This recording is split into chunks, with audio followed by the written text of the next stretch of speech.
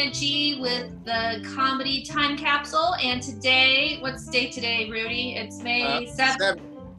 7th, and I'm joined by Rudy Ortiz, who is a comedian that I've been working with for 9 years. Probably the better part of 9 or 10 years now.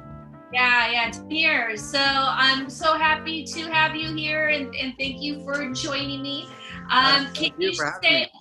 Yeah, no, I'm very happy to have you here. And one of the reasons why I wanted to have you is because comics always talk about dumb shit, like right. They'll just be outside and they'll just like try to put their act into the conversation so that they can try out new material. But we have deep conversations. It's the show will be going on and we're talking about real stuff. So right. It's like all the shit that I'm not gonna say on stage for sure. Like that's Nina. No, and I'm always, you should totally talk about that on stage. But we have good conversation. That's why I love hanging out with you. Yeah, no, it's always good. So can you say a little bit about who you are and if you have anything to plug? Well, not really much to plug. I mean, in terms of who I am, just to kind of sum it up, I'm a stand-up comic from the East Bay, Mexican-American dude, from San Leandro. I love stand-up comedy. Been doing it for like 12 years now. I want to say 12, maybe 13 years now since I did my first ever open mic. And got a long way to go in the stand-up world, but I mean, it's helped me out in other parts of my life. Like it's helped me just kind of grow as a person. So stand-up comedy has done a lot for me. Radio, I work in the radio industry in the Bay Area too. I've done multiple radio stations. 95.7 The Game, KMBR. I worked with Alice for a little while, and I'm currently with KBLX. So that's been my side hustle that comedy has allowed me to dive into. And Sagittarius, long walks on the beach, and long R&B music from the 90s. That's my go-to. That's who I am. Wow.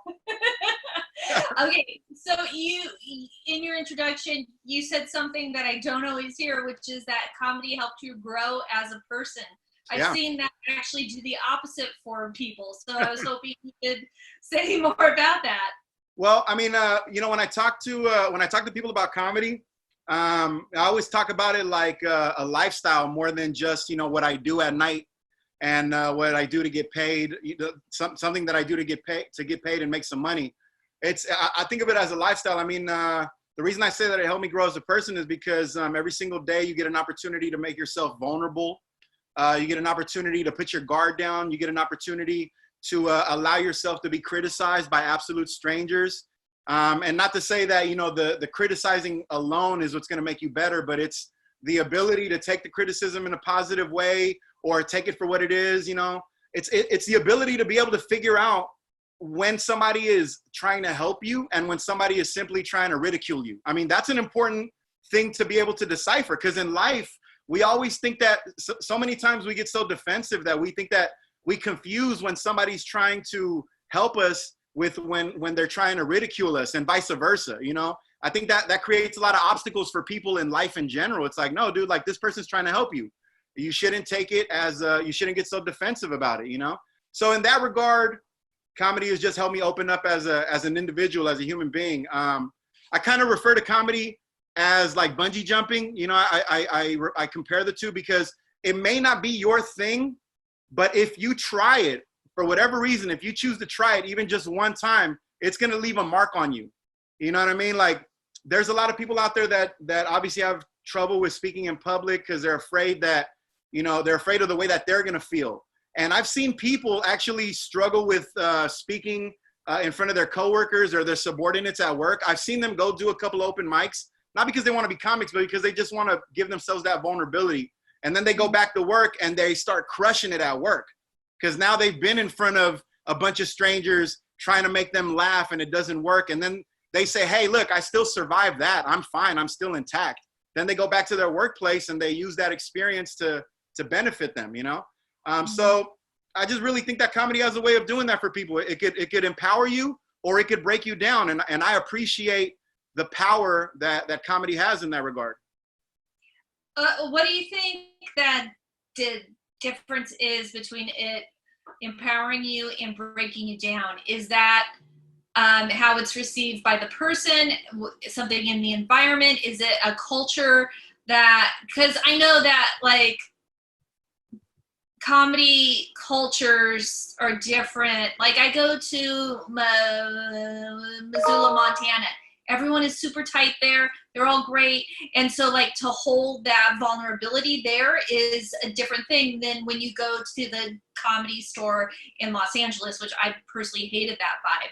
So what do you think that empowerment versus breaking you down thing is? Well, I try not to, when I talk about comedy, I try not to talk about it in scenes, in terms of the scenes, the different scenes. I mean, we all understand there's different levels of comedy, you know? We're in the Bay Area, we're trying to get perhaps some more notoriety, perhaps we're trying to get a special, maybe we're just trying to become road comics. There are different degrees to comedy, obviously, just like any career path.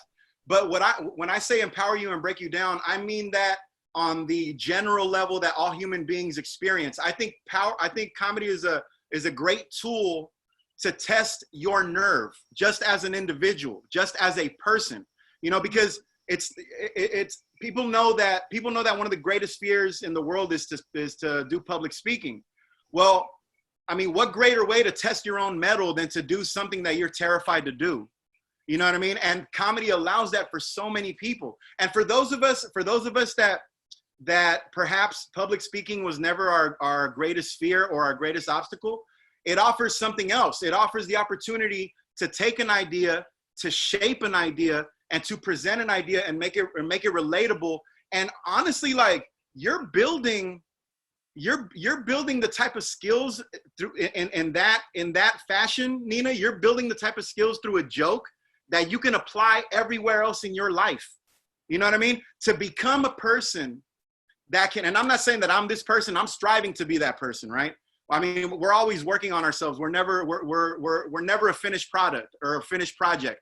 So I'm not saying that I'm that person yet, but I really do think that comedy can help you become the type of individual that can create excitement around a consensus, that can create a excitement around an idea, and then create a consensus. Do you know what I mean?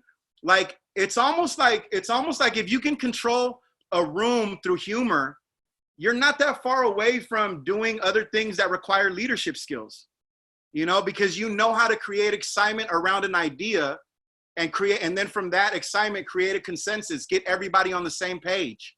That's a powerful thing if you choose to look at it that way. I know this is kind of like, you know, over the top type of shit, but that's how I think, you know, I think in over the top terms, you know, but I think that does exist.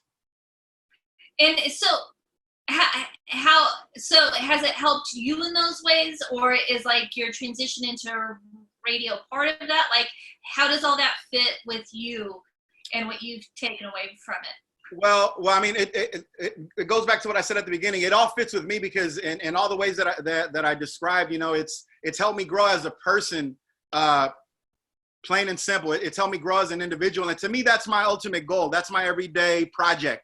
Is I'm trying to be a better person overall. If that comes through success in comedy or through being good at the craft, then so be it. But regardless, though, I mean, I'm always trying to better myself as an individual. But it's definitely directed me. It's definitely affected me directly because there's been many times where I'm having intimate conversations with people, and the same way that I could read a room full of people to understand what the vibe is, that practice allows me to do that with an individual who's trying to have a conversation with me, perhaps somebody who just wants to get something off their chest, or maybe somebody who just wants somebody to lend them an ear. You know, the ability to go into a room and read a room and then execute what I want to execute has helped me with the individual situations in my life. And I find that to be very uplifting. You know, I know that there's not 150 people to witness it and I'm not getting a roar of laughter in return, but it's the same rush. I really mean that. It's the same rush when I feel like I'm helping somebody navigate through life I feel like I feel almost, you know, the way that I feel when I'm on stage and I just crush the joke, you know? It's a rush. It's a powerful thing. Mm-hmm. And so how do you know that you are reading a room, or because you see a lot of comics, they don't know how to read the room, but you very, very, very early on, forever, I've seen you have the ability to interact with the room no matter what. What goes on in your head, and what do you think people do when they do that? Well, I think, and you know, this is stuff that I think in comedy and in life, you learn it over time. You know, it doesn't always come naturally. I'm pretty sure that I wasn't at the place where I wanted to be, you know, at the very beginning. But I think that the important thing is to actually get out of your head. You know, when you walk into a room, whether it's a comedy club, whether it's a social gathering, whether it's a family affair, whether it's the workplace, whatever it may be, when you walk into a room, it's very easy to go deep into your head and start analyzing everything. Kind of like the way, remember how Arnold Schwarzenegger, Terminator, when he was like looking everywhere, and or was it him or was it RoboCop? One of the two, like they'd look into a direction and then they'd be able to scan the entire situation and be like, oh, blah, blah, blah, 5'2", you know, this is, and it's like, we do that with every situation that we get into, right? So when you do that so often, you start building like a shell around you. And when you walk into a room, you're in a bubble. So my thing is, get out of your head. Stop worrying so much about what people are thinking, and just be in the moment. You go to an open mic, just be in the moment with whether it's with the comics, whether it's with the people at the bar, the audience members. When you walk into a comedy club, you know, just be in the moment. Try to feel like you're part of the moment, as opposed to analyzing the moment. You know, because that's when you start overthinking things, and you're not reading the room based off of what you feel. You're reading the room based off of your analysis. You know, and I just think that more often than not, you're gonna get a bad read when you overanalyze things. Mm-hmm. Okay. Now, what did a typical week look like for you before all of this, in terms of comedy? A typical week for me is Monday through Friday, wake up at 3:30 in the morning, drive to San Francisco to get to the radio station, do the morning show from 5 to 10, stick around at the station for a little while to hang out and, you know, maybe do some blogs or whatever type of radio work they need that day. Then I usually be home by like 1 or 2 o'clock. I try to take a nap, you know what I mean? Because I know I got a show that night. So I try to take like a 2 or 3 hour like power nap. But it ends up me just like maybe falling asleep for like 30 minutes while I'm watching the classic movie channel, you know what I mean? And I hardly ever get like the sleep that I need, but I try to go to sleep for a little while, then I get up and I go do a comedy show at whatever city, you know, it's happening that night. Home by 10 or 11, go to sleep, try to go to sleep immediately, and then wake up in 4 hours, 5 hours, and do it all over again. Dang, so you get like 6 hours sleep at best? If I'm lucky, I get 6 hours of quality sleep. Yeah. Okay. If I'm lucky. And what's your day look like now in contrast? I mean, now, you know, I'm doing, the radio station hasn't stopped airing the show. So now, and because we can't be in the studio, because everybody's sheltering in place, I literally just wake up out of bed. I wake up, I get out of bed, and I just walk over to the table, and I have all my equipment there at the table in the living room, and I just do the show from there. So same thing, I wake up, do the show 5 to 10, and then I'm at home the rest of the day. Sometimes I'll go for a walk or I'll try to do something outside, but I'm usually just chilling at the house, you know, which is really like fucking with my head, you know, and with my spirit, because I'm not really built for this type of lifestyle. I like to be around. It's not that I like to be out. I don't just want to go out. I want to be around people. I like people. You know what I mean? People give me energy. They give me a positive vibe. Even the shitty ones, I appreciate them because I look at shitty people the way I look at Sudoku. I'm just trying to figure out what the fuck is going on here. You know what I mean? Like, it fascinates me. I'm interested, you know? So yeah, that's been my biggest thing, is not being around people. That's what's been killing me. And so, and are you doing any shows online? I've done a couple of Zoom shows. I was very reluctant, you know, like almost the entire month of April.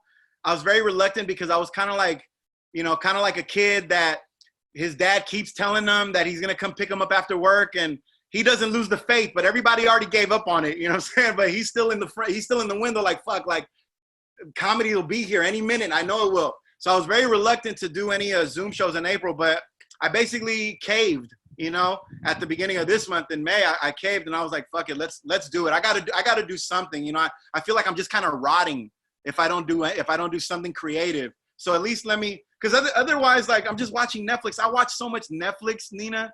It's pathetic. It really is. I feel bad for me, like how much TV I've been watching over the last month. It's sad. So I said, fuck it, I'm gonna do some comedy shows, even if it's Zoom. At least it's a chance to interact with people. I'll take it. Yeah, and that was the thing that I wanted to ask you, is you talked really eloquently about reading a room when it's a room, but what about when it's a Zoom room? What don't you get? What do you get? What do you think? Well, I think that my first of all, my experience in radio, I think, has helped me out a lot. So I feel kind of lucky. I didn't realize that my experience in radio was gonna come in handy in this situation. I really didn't.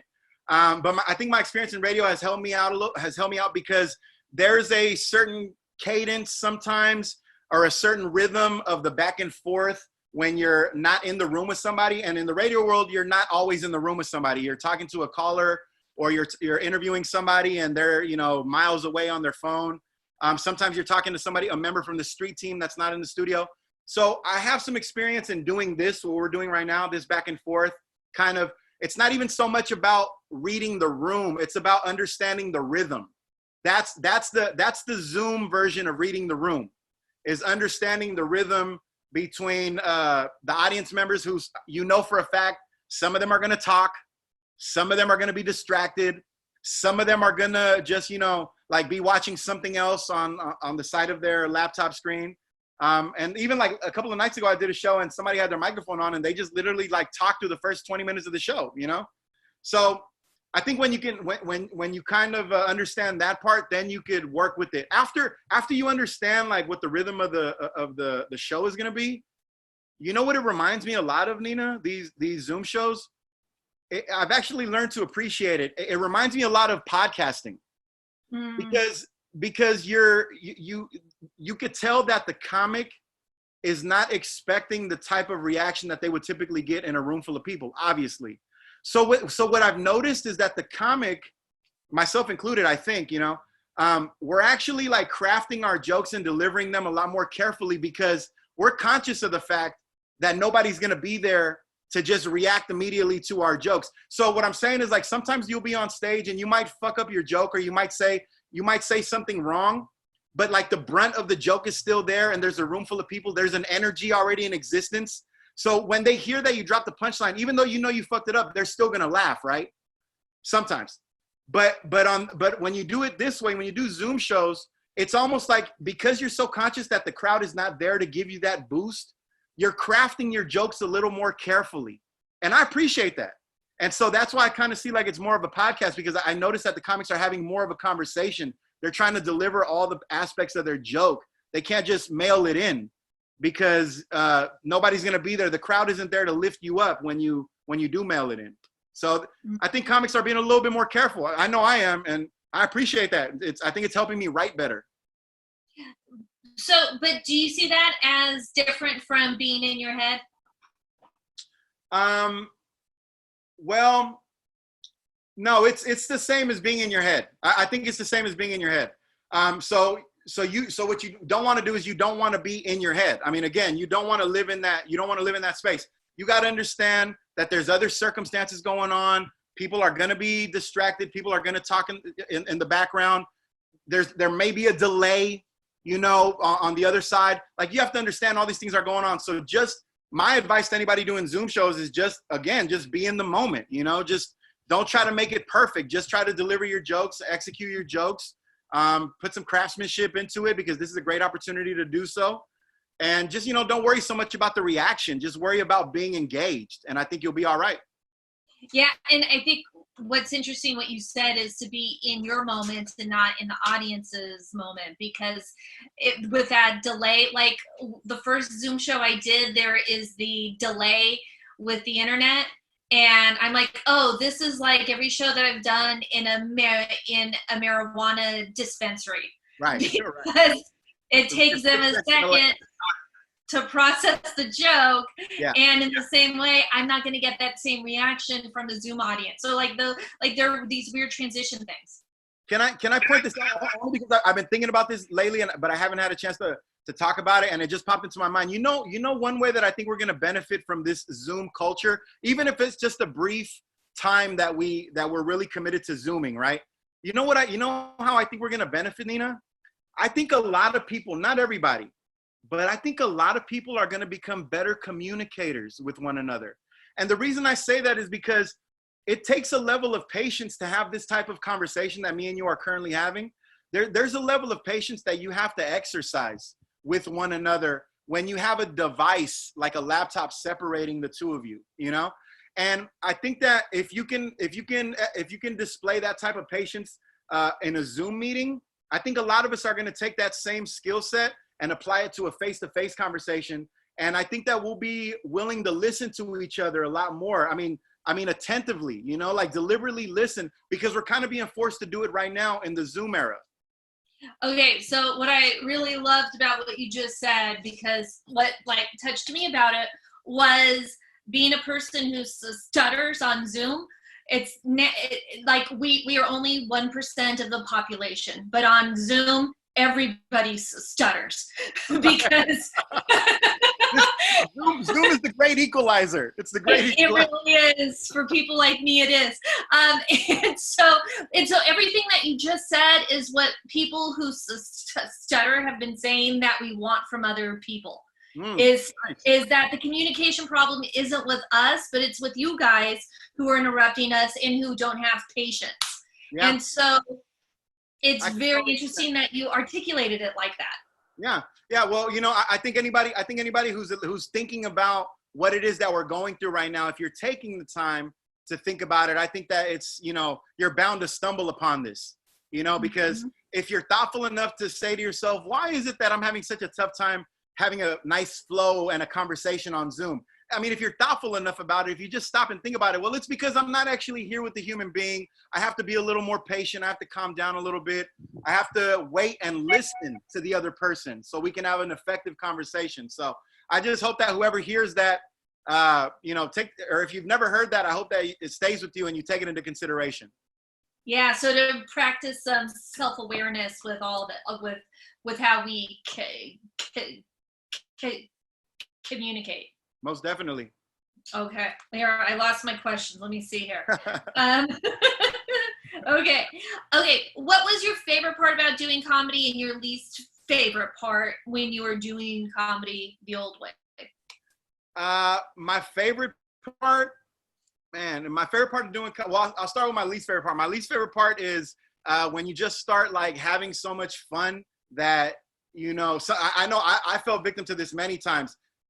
When you start having so much fun in comedy that it's more about having fun, it becomes more about having fun than it does than it is about the comedy and the craft itself.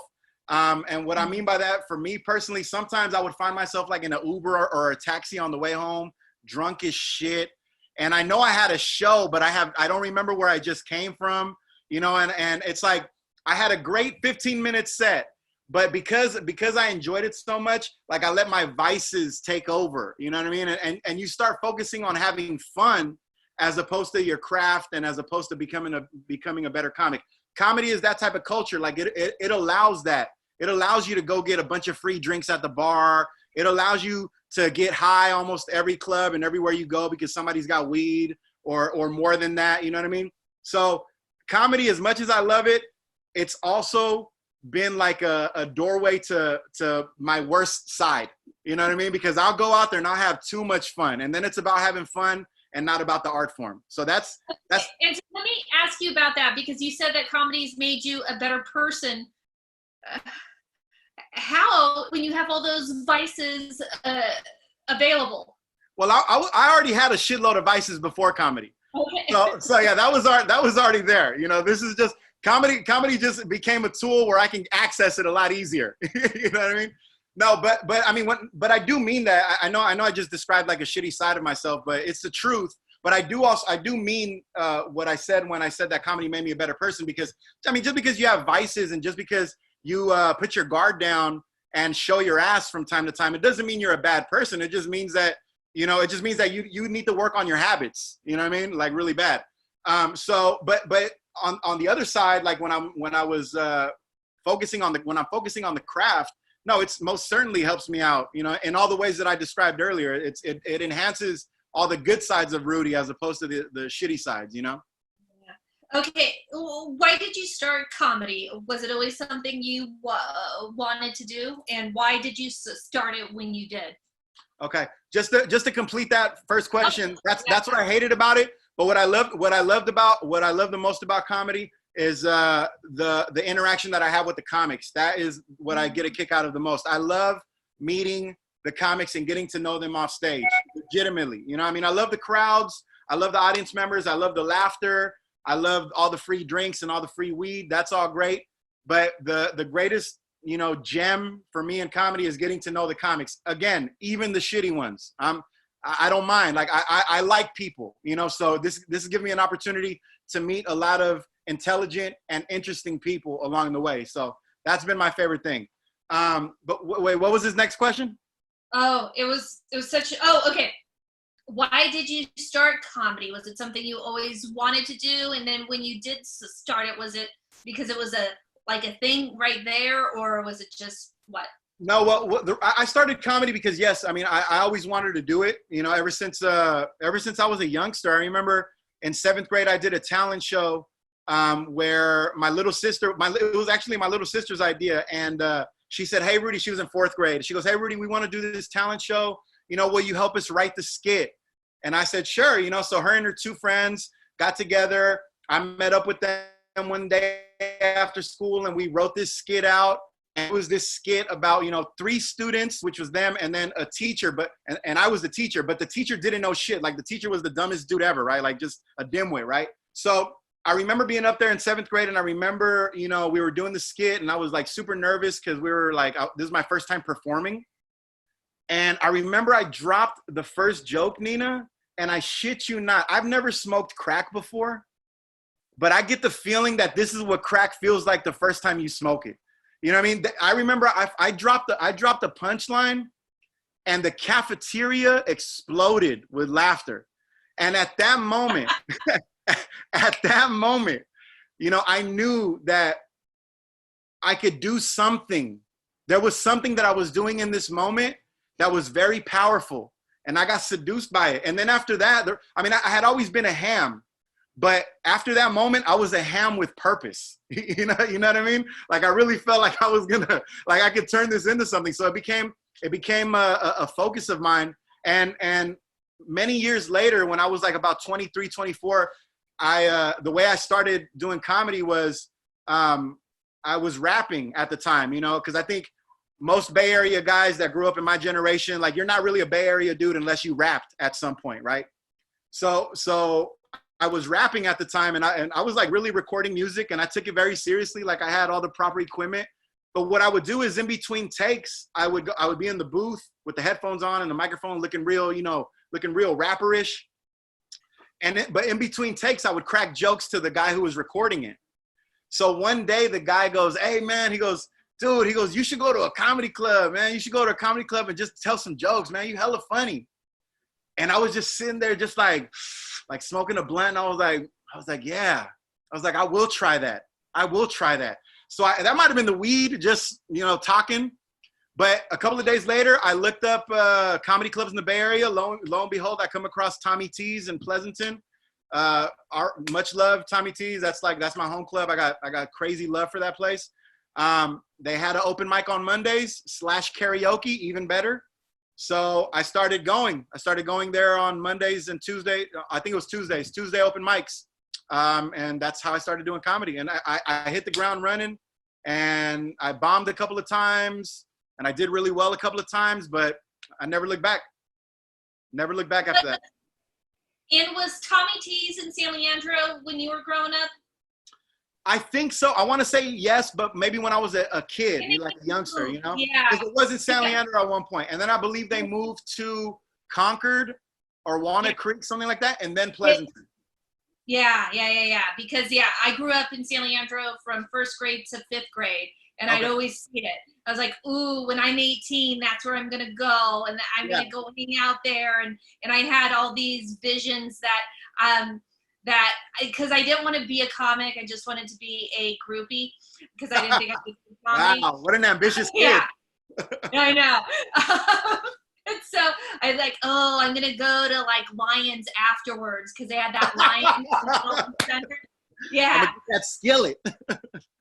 So that was my plan. Right. So, yeah. Okay. So let me go back to this. Let's see. Okay, so you had mentioned how like your creativity's been kind of stunted with all this. Yeah. Before this, how did you create, and is that kind of, like, for me, I know that a lot of my processing time in the car, when I'm in the car, that's when I write best because I can ruminate on stuff. And now I don't drive anywhere except to my parents' house. So for you, what was that process like, and how are you re-engaging in it? Well, I want to start off by saying that, I want to take responsibility.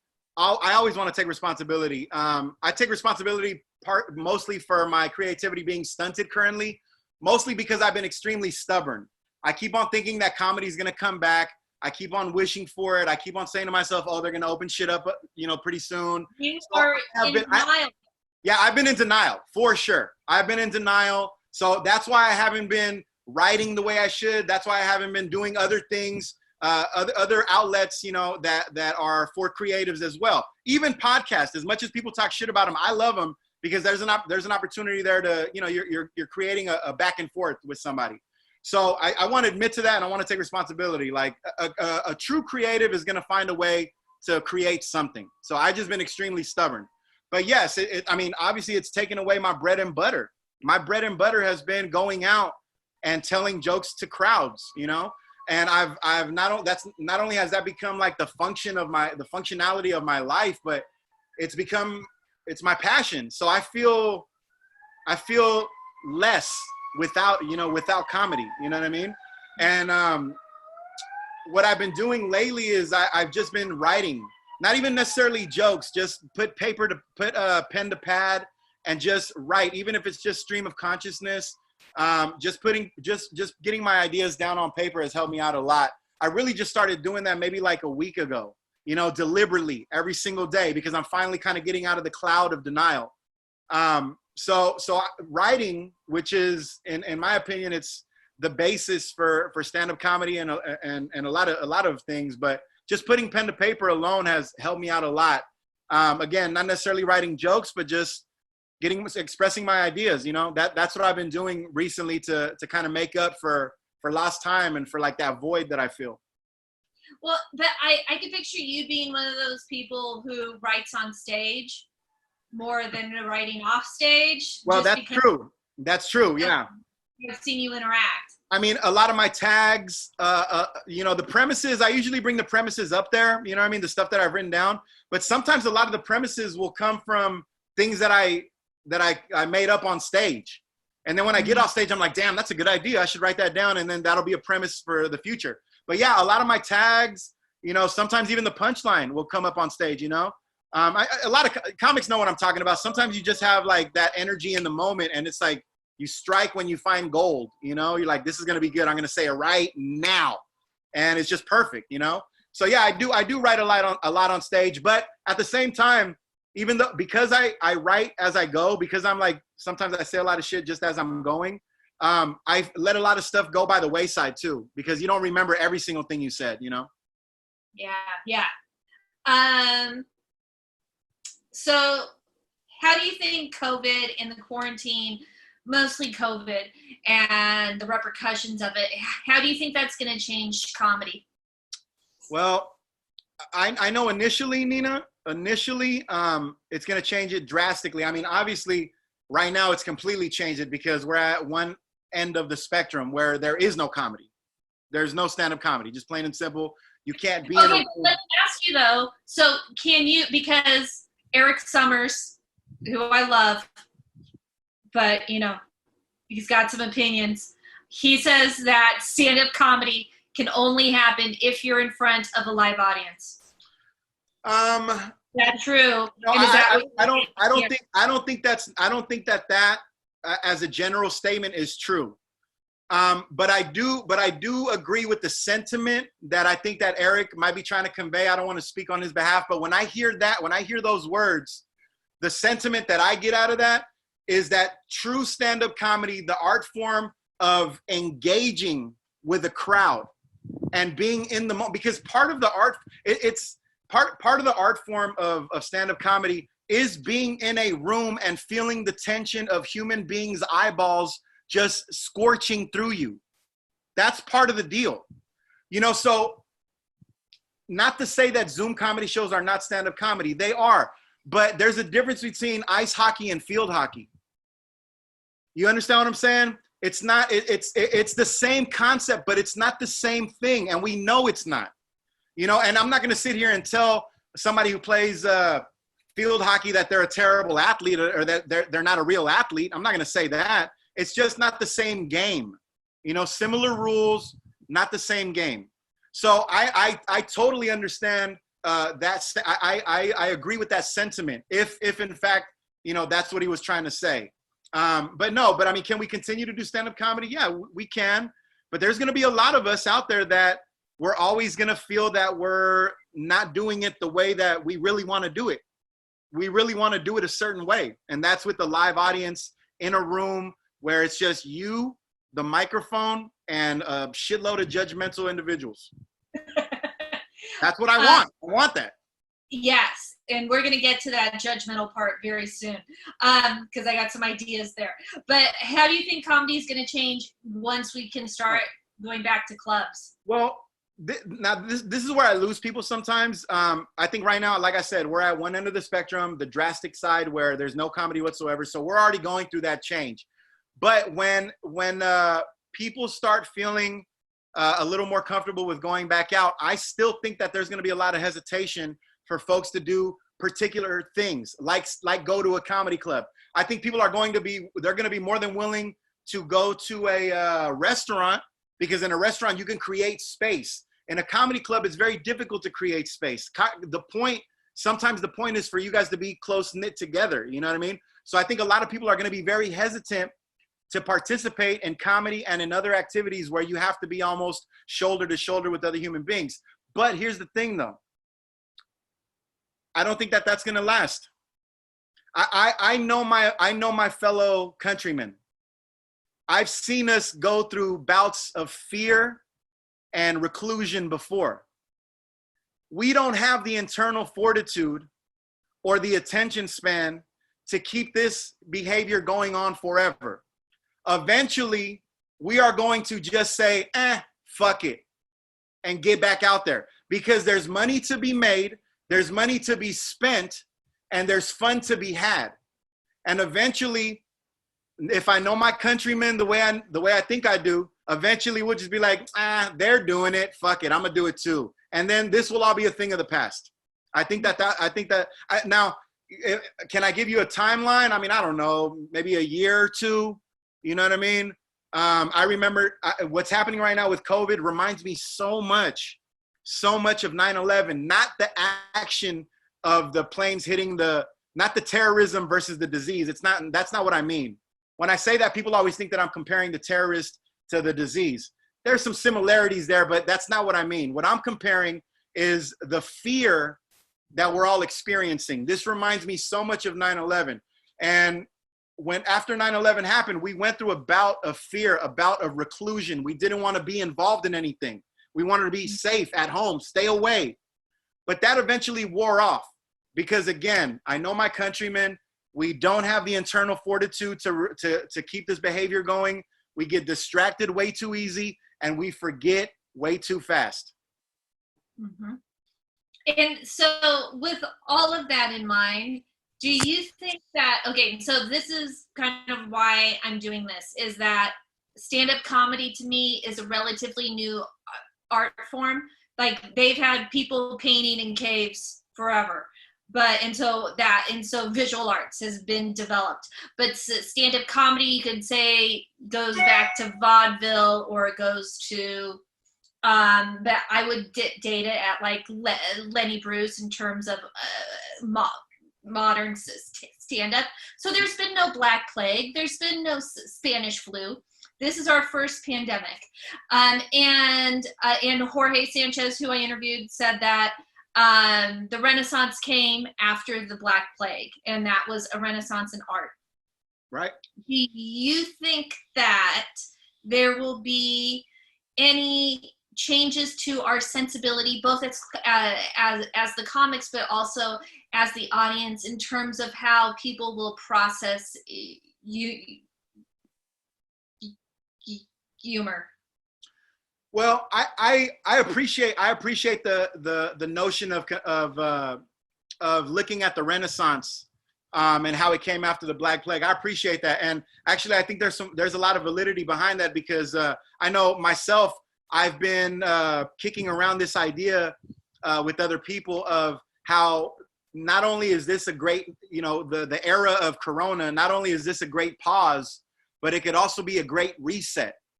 So I totally appreciate the idea of perhaps a Renaissance following this, but unfortunately, I don't think that we're going to see it to that extent, because we live in a different era than the Black Plague era. In 2020, when we lose something, we don't lose. We don't feel the loss so heavily. And what I mean by that is, in 2020, if they tell you that you can't go to work anymore, then fine, you'll just work from home. You'll just do everything that you got to do through your computer. You'll just stay in touch with everyone that you need to stay in touch with through your iPhone. There are so many other avenues to keep some sort of normalcy in your existence in 2020. In 1920, you couldn't do that shit. In 1920, if they say stay in the house, motherfucker, you're just going to be lonely and you might die from starvation. You know what I mean? It's a different era. They didn't have DoorDash back in 1917, So I say that to say this: there will be a change, but like most changes that happen in modern America, they're usually more trendy than they are changes. I think that for a while you'll see people's sensibilities when it comes to humor and trying to make fun of coronavirus and the COVID era. I do think that you'll see people's sensibilities maybe a little more heightened. Hey man, don't joke like that. My uncle died. There's a lot of people that died, but eventually that will fade away because of the original point that I made earlier. I know my countrymen, and we we forget easy, and we try to move on, and we're always trying to push the boundary, because we kind of feel like it's our duty to do so. So yeah, there'll be some sensibilities that will be heightened, but I don't think that it'll last. But do you think that, like, one of the things that I was thinking about in terms of the sensibilities, not in terms of sensitivity, but like there's been desensitization in a way that, like, when the thing that is impacted is your physical safety, then the fact that I'm offended at something is lessened. That I don't have time to worry about someone saying, calling me a C word because I got to eat. Do you think anything will happen in that direction? Nina, I hope so. I think that there's a wide open opportunity for that, but that's going to take a mature society to make that happen. And we are not one. 2020 America is not a mature society. We literally can't even have a conversation about race without the fucking roof blowing off the house. So I don't believe that. I don't believe that the vast majority of us are going to be the ones to spearhead that notion that, hey man, come on, who cares if you said this word? Like, we're trying to fight a virus. There's more important things to worry about. I don't think that enough of us are going to think that way. I really hope that because I think that would be that would be a societal advancement. That would be like an enlightenment. That would be people realizing, like, shit, man, maybe that dude was right. Maybe words don't matter that much. You know, maybe I should consider context. You know, I'm fucking dying over here because I got the flu and I don't know if it's corona or not because I can't get tested. Why am I tripping off this guy calling me a fucking, you know, a spick? Like, what do I care about that? You know, it's not a big deal. I hope that happens, but I don't have confidence in society. I don't have confidence in my fellow members of society to spearhead it that way. Why do you think it would be beneficial for us to move as a society in that direction? Because I've always been a proponent of critical thinking, and I think that when we are so easily offended by words without considering whether they were laced with malice or not, I think that it just displays our lack of critical thinking, our unwillingness, our lack of willingness to understand the message that's trying to be conveyed, as opposed to just the words that they used. Some people are not great communicators, but they still feel something. And we take the time with those people. We take the time with those people to understand them. I don't see why we don't encourage one another at every level of society to be critical thinkers, to instead of react to what one says, think about what one said and try to juice it like an orange or some shit like that. Like get what it is that they really meant to say out of that. We don't encourage that culture in America. We encourage the culture of, if you heard this word at any point in the conversation, if you hear this word, that's a red flag. You got to jump all over that. We don't say, well, what about all the other words around it? What were you guys even talking about? We don't even consider that. No, fuck that. If you hear this word, that's a problem, and that person needs to be called out. That person needs to be shamed. And on top of that, it really bothers me that, you know, in the year 2020, where texting and communication via Twitter and Facebook and everything that's non-human, everything that doesn't include language, you know, like spoken language, that's the main way that we communicate nowadays. And it bothers me that when you do call somebody out, like, you don't call them out face to face. You always try to call them out on a social platform because we think that that's the way to rectify something nowadays. We think that that's the true way to fix somebody's problem or to help somebody. You know, I don't think that it's very common. I feel like we live in an era now where if you have a problem with something that someone did or said, we no longer go to that person and say, hey man, we need to talk about this. We don't do that anymore.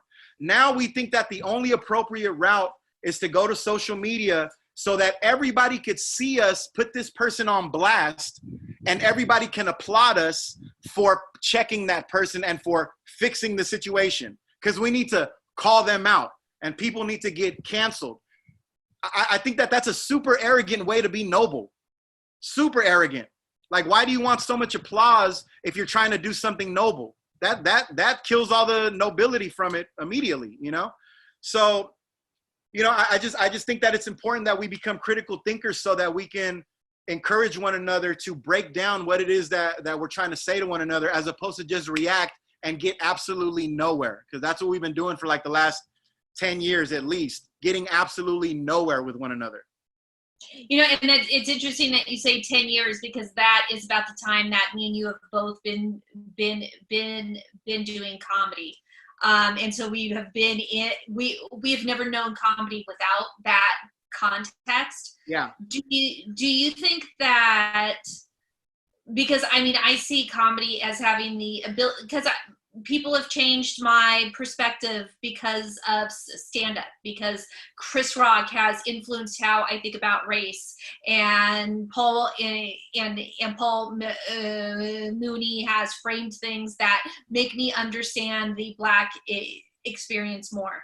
Do you think that in terms of pushing society into this more critical thinking, does comedy hold a place in that? And do you think it's more than other art forms, or do you think it's just going to be whatever gets onto Netflix? Well, without a doubt, comedy does. Without a doubt.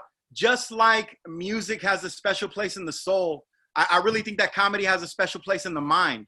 You know, it's what opens up the gate. It's what opens up the gate so that when you make somebody laugh, you're telling them it's okay to put their guard down.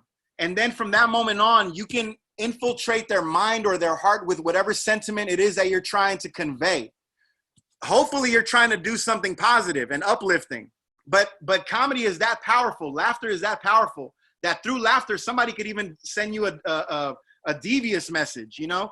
So what I'm saying is that if you understand the power of comedy, then you can see how important it actually is. It allows people to be in a room together and put their differences to the side for the time being. And if you can get people to open up their minds in that fashion, then you can get people to understand one another so much easier. So much, you know, when you're trying to get people to understand each other, when they're at ends with, when they're against one another, it's like when you're in a relationship. Like, when's the best time to talk about an issue with your partner? Not when you guys are fighting. Bring that shit up. Bring something important up when you guys are calm and relaxed and having a good time. Then it's like, hey, baby, you know, can I just ask you, like, can we start doing this a little bit differently? You know, when you're walking at the park, as opposed to bringing up all this old shit when you're in the middle of a fight. Too many times we're fighting with each other, so we can never talk about any real shit. When you come to a comedy show, it's like those two lovebirds just putting their guard down, and it's like, hey, look, let's just have a good time. You know, we rented the room. We're already going to be here all weekend. Like, let's just enjoy ourselves. That's what people are saying when they go to a comedy show. They want to put their guard down. They want to relax. You know, they don't want to be at ends with each other all the time. Give me a reason to understand you. And that's why comedy is so powerful, because it is that reason. It opens up that gate, and then you could pour anything into that mind, good or bad. You could shape thoughts through that laughter. Oh, that's good. Okay, that's totally going to be a clip. Okay, so I have a couple more things that I want to ask you. One is there anything that you wanted to bring up or talk about that I haven't asked? I mean, wow. I guess the only thing I want to know, I mean, I kind of want to get your opinion on where you think comedy is going. This is all I've been talking. When I talk to other comics, I keep on asking, like, where do you think comedy is headed, you know, in the Bay Area, and just like even on a national or worldwide level, like where are we, like, what should I expect as somebody who's trying to get back to this shit? Like, what should I expect in your opinion?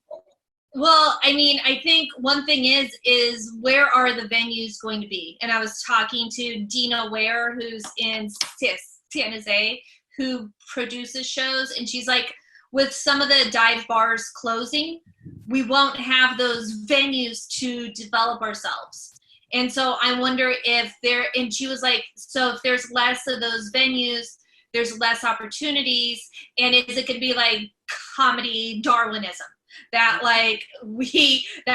only might not be a bad idea.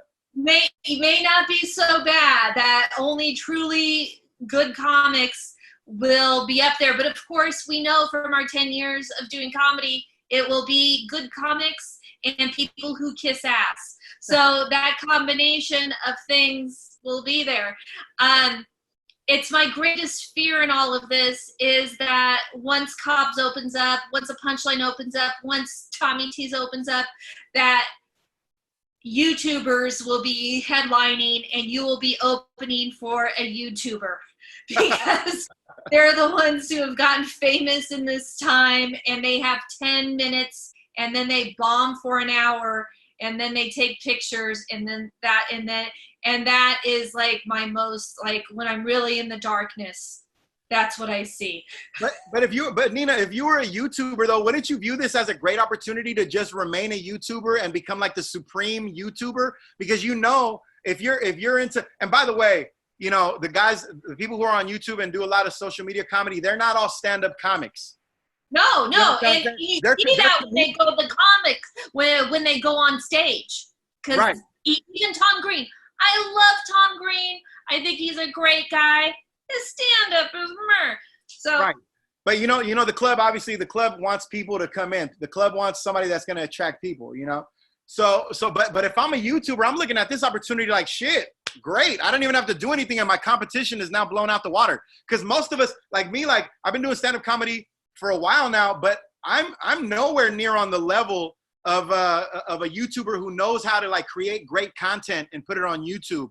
And I don't mean just like my stand-up set. I mean like skits and things of that nature. Like that's not my forte. You know, I know what I'm not. You know what I mean? I know that's not my forte. But if I'm a YouTuber, I'm like, shit, well, all these comics, the ones that were like attempting to be YouTube stars, now their bread and butter is gone. Their bread and butter is fucking illegal now. So now when it comes to the laughter world, the world of laughter, like those guys could be top dogs if they want, you know? Yeah. So why would they even want to go to a club? Because it'll be money. It'll be money. And they'll make hella money on a tour, and then people will see they're bad, and then they won't ever want to go to a club ever again. It's like a bringer show. Yeah, yeah. Or maybe, how about this? How about we just plead to the YouTubers, hey, look, let's compromise. Don't take our shitty club work. Start doing theaters. You do theaters, man. I'll even help you guys sell tickets. Just stay the fuck away from the clubs. I will promote on my very small platform that no one's on. Yes. Go see you at the Napa Theater. Yes. Oh my God. Okay, so in 100 years, what will they say about comedy during this time? Man, that's a good question. In 100 years, I think that they'll say that we lived at the end, at the end of an era where people still didn't understand each other. People still segregated themselves from one another too often to really have a good laugh. I think people will look back at this era and say, wow, they were fighting over that shit. How fucking dumb were these people, you know? I think in 100 years, people will look back at this era and say, thank God we're not there anymore. You know, there will be progress, because if it's not actual progress, that's the thing about humanity. We always think that we're better off than 100 years ago. So regardless of any way you cut it, the people 100 years from now, the people that are watching this, maybe your shit is better, maybe it's not, but it doesn't matter, because you're going to think that your era is always better. The time that you were alive was always the greatest, you know? So yeah, I think in 100 years, people are going to look back and they're going to look at us like, you know, unsophisticated and not fully formed yet. You know, we were on our way, but we weren't there just yet. And they'll be like, thank God we're not there anymore. That'll be their main thing. All right. Well, Rudy, thank you so much. You said so many things very eloquently, that like music is the soul and comedy is the mind, all of that well integrated stuff. So thank you so much. Well, really I'm only trying to hang with you, Nina, because you bring it out of me. You know what I mean? You inspire me. So I appreciate you.